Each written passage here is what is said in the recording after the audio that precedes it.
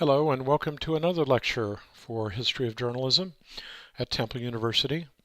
And today we're going to look at World War II in Asia as background to John Hersey's Hiroshima. I know that many of you have studied aspects of World War II before, but in looking at Hersey's Hiroshima, and we'll read the whole thing, it's generally considered the finest work of journalism in the 20th century, you need to understand the background of World War II in Asia. So, when Japan went to war in December 1941, it was already well established on the Asian mainland from Manchuria in the north to Indochina in the south, and it took control before attacking the United States at Pearl Harbor of the Philippines, Borneo, Java, Malaysia, Taiwan, and Burma, and these were areas where there were rich minerals and raw materials necessary for war, like oil, rubber, tin, and a variety of other things. So here's a look at the Asian theater, and so you can see Japan here, all right? And what had happened is that the Japanese had moved throughout this area and had taken control of a variety of islands in order to control any movement of ships or personnel. And what happened is that then the United States and the Allies started moving back into this area and had basically encircled Japan and was planning to invade Japan when the atomic bombs were dropped in Hiroshima and Nagasaki.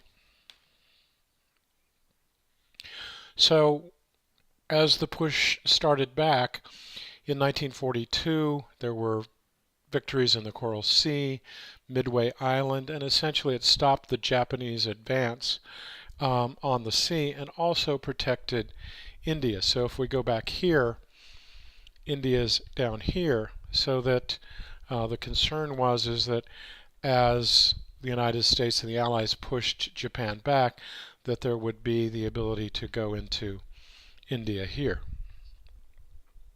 In 1943 to 44, the British and Chinese forces started to move against the Japanese, and the importance was the ability to reach the Japanese targets with aircraft, so that as the ships moved closer, also retaking the islands allowed for aircraft to take off and bomb the Japanese mainland.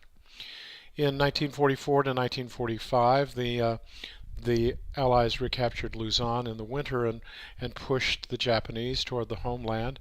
Iwo Jima and Okinawa. Okinawa is an island just off the coast of Japan.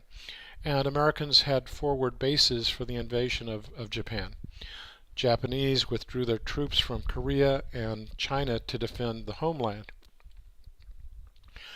On August 6th, the first bomb was dropped on Hiroshima, and after this, the Japanese military were about ready to overthrow the emperor and wanted to fight on until a second nuclear bomb, an atomic bomb, was dropped at Nagasaki. August 10th, Japan sued for peace, and August 14th, Japan surrendered unconditionally.